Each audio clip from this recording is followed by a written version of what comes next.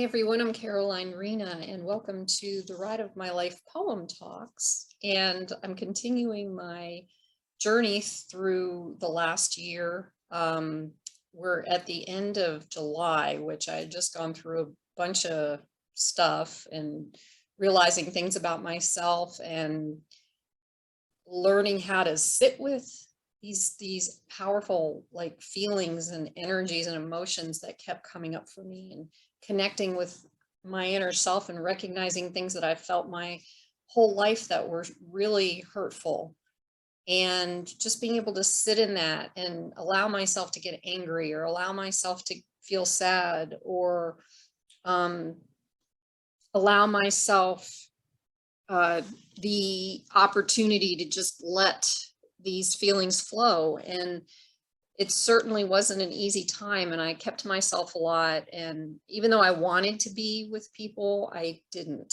So that's not easy to explain that, but being in the cocoon and the chrysalis, however you want to look at it, because I learned the cocoon's for a moth and a chrysalis is for a butterfly. And I talk more, or I connect more with the butterfly, obviously. But moths are beautiful too, and they're all attracted to light. And I like light, and it exposes the darkness, and it helps us to free ourselves. So moths are a good thing. So anyway, this poem was speaking of the darkness and the light. I had talked to ago about the darkness and the light, and this poem kind of expands on it. I wrote it on July 27th in 2021, and it's called it's called Balance, Darkness and Light. So now I'm working through these things, and I'm learning how to balance myself in the darkness and the light, and finding that it's okay to do this, and recognizing more and more who I am inside. And it's interesting because well, I'll get into this part. This was a year ago, and then when I'm done reading the poems, I usually kind of share what's going on now. So, how things have shifted and what's shifting and what's coming up, and finding that it's very similar to what was happening last year. So it's pretty cool. That's why I love this work so much, because it's it just shows how there's a cycle in the year, and there's a cycle in everything. There's cycles in life. There's all kinds of cycles. Anyway, so here's the poem called Balance, Darkness, and Light. Fear is here, and then it's gone. The wonderment of what went wrong. Walking through the days, and then wondering what's to come and when. I do not sit just waiting with nothing else to do. Not like the past, I am creating the old beliefs I'm walking through. To the past, I look when as a youth, when I felt lost with no direction, and how that is leading me to my truth, with many days of deep reflection. I say the past is here no more, not meant to be, but to only learn the things I was taught from days before, that pulls me to a time of return, to understand that who I am is not what I thought from what I was told. Turned out those things were a complete sham. I am big, I am strong, I am courageous, behold. And of course there is another side, the part that I felt I need to hide. The world, they understand me not. They never knew, and I forgot. There's the sweetness and the free spirit in me that no one out there wanted to see.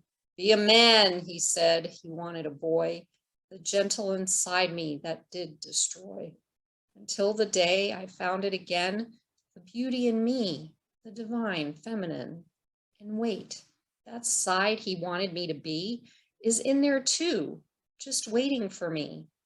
As I continue to heal and find a way to define the masculine in me who protects his divine. I may be a girl, but that isn't what's true.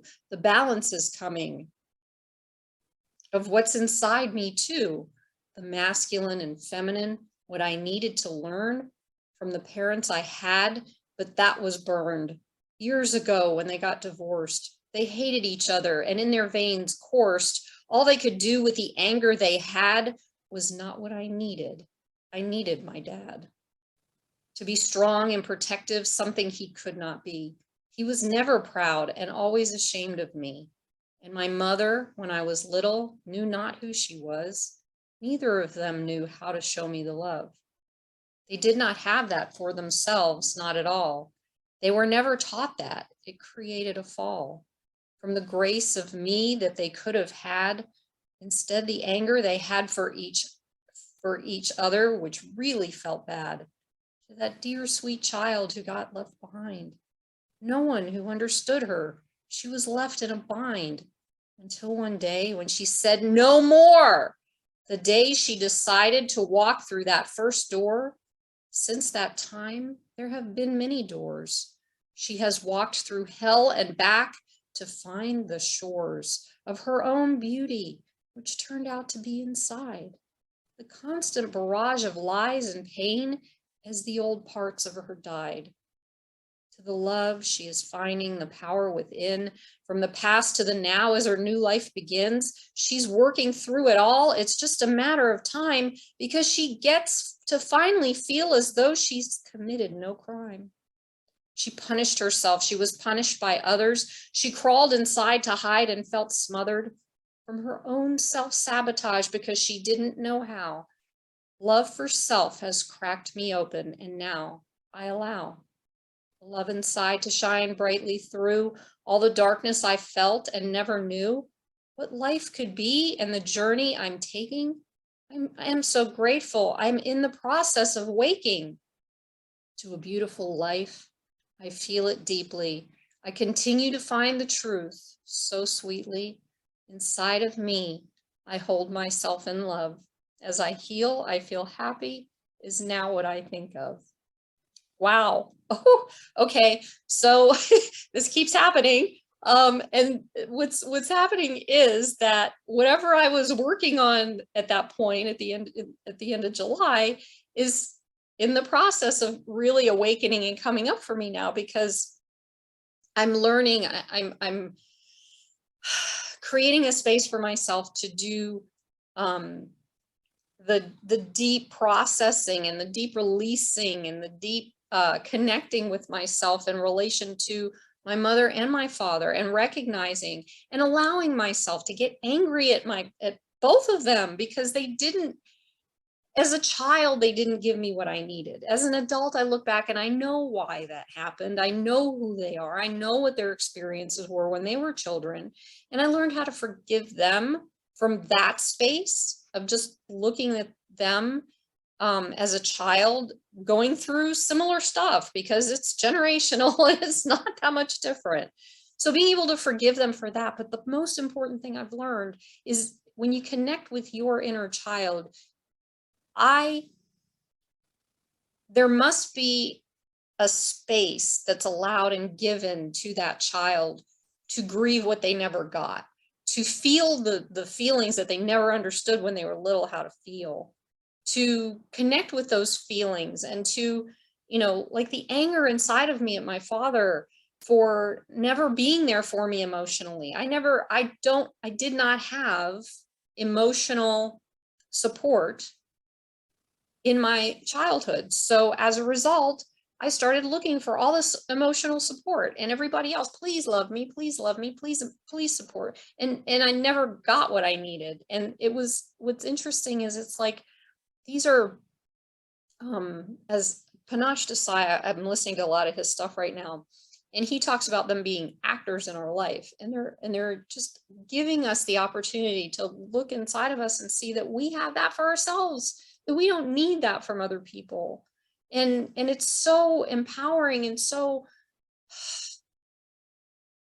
healing to know that, coming from a place of being so completely, the ultimate depressed, the ultimate of anxiety, the ultimate of all these things, to coming to a place where I can sit here and talk about this and share these poems of this little girl who just wanted to be loved. And in the process now, at this point in time, rediscovering myself as a highly sensitive person. So for highly sensitive people who have been either traumatized or, you know, not feeling nurtured as a child is also a trauma. When you're busy, believe it or not, I learned this the hard way. When you're busy doing the things that you need to do to provide for your family, mother, father, whoever you are in a relationship with children, you don't, as an adult, sometimes we don't think about how that child is feeling because we can't connect with um, that same way of doing it as children do anymore. And because we've lost connection with ourselves, with our inner child, and reconnecting with that inner child. My little girl, I used to go to the woods and go walking all the time. And she loved that. And I stopped doing that and for a long time. And now I'm kind of because the woods bring something to me that she deserves, that I deserve peace, discovery of self and by myself. And it's okay to be by myself and seeing that I don't have to have these other people in my life to complete me, that I am complete. We all are complete in our own selves.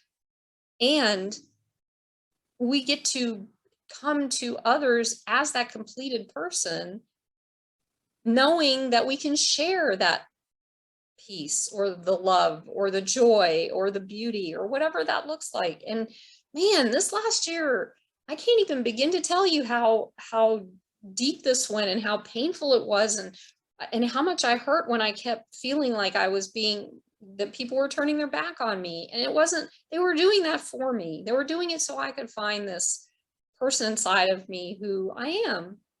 And being highly sensitive is not a bad thing. The challenge is being in a world of being taught how not to feel our feelings, not feeling our feelings. So at the same time, highly sensitive people are kind of more, well, they're more aware of things that go on around. We're more aware of things that go on around us. We feel deeply, we feel all this stuff. And then when we're told not to feel, it's very confusing.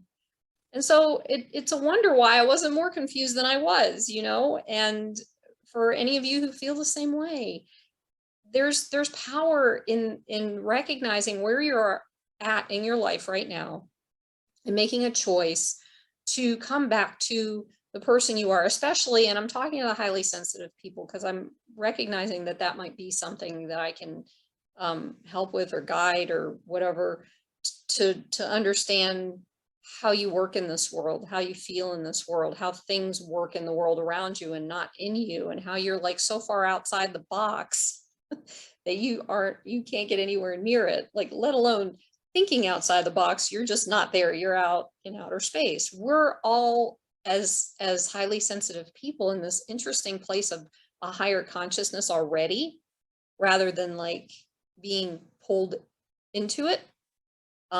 We are here as the guides to just be the light that we are, to be the love that we are. But we have to find it inside of ourselves. And it's not an easy journey. And I've said this over and over again, 30 plus years, I keep going, I'm still going. And the more and more I, persist, and the more I release, and the more I recognize that who I was told I was back in the past, in my past, is not who I am. This is who I am.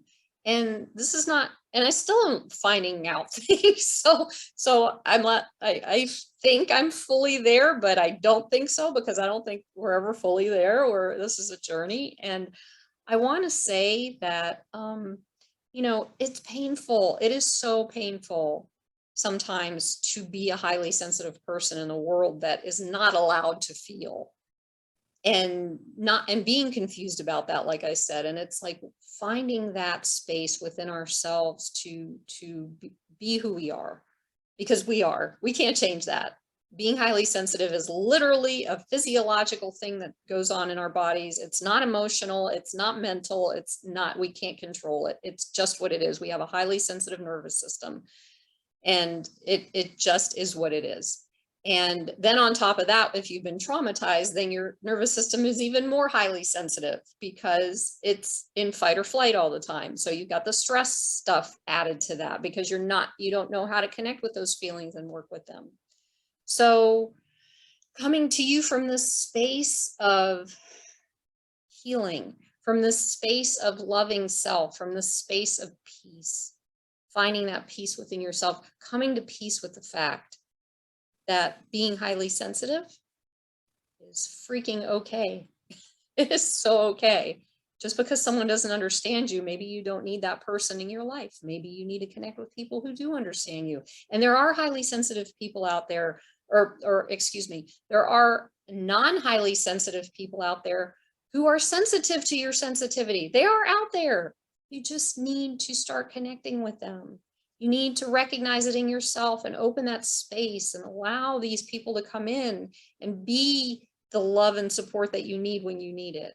And tell them you're highly sensitive. Explain what it is to them. If you know, if you don't, then, do the research on it or reach out and I can guide you through some things too. And, however you want, whatever you want that to look like for you. I'm not here to tell anybody they have to do things in a certain way because I'm very resistant. Even I'm working on resistance, but this is something probably as good to be a boundary or a resistance is when someone tells me to be or do me in a certain way, they're doing it out of their own fears. They're doing it out of their own experiences and whatever, and their own feelings, and which 9 times out of 10, they don't even know what they are. And I have listened to those conversations for my entire life, and these people who don't understand what it is like to be told that, especially as a highly sensitive person who already feels it. It's like, why are you telling me something I already know? I have a knowing about it. So it's a challenge, and it's also something that we can learn how to balance and understand about ourselves. And for those people who are in relationship with highly sensitive people, there are 2 films. I wish I could remember the first one, but they're both by they were documentaries and by Dr. Aaron. I forget what her first name is, Aron. And it's about highly sensitive people. And one of the films, the first one that I watched, is called Sensitive, and I can't remember the rest of the title, but it's got Alanis Morissette in there. And if you are an HSP, get ready to cry, because she sings some songs later in life that are like, oh my gosh. And then the other one was called Sensitive and in Love. And that's where I reconnected with being able to see how I come to the table in relationship with people. And it was pretty cool. It was just cool. I'm not going to get into it. So if you choose to go watch it, I really suggest that you do it. But if you are with a highly sensitive person, you will understand more what it is that we are made of, why we do what we do, and learn maybe or take in ways of being more empathetic about it, or more understanding, or just look at and see things differently from what you thought was going on, because maybe even your highly sensitive person doesn't even know that they are, so they just know that there's something wrong with them.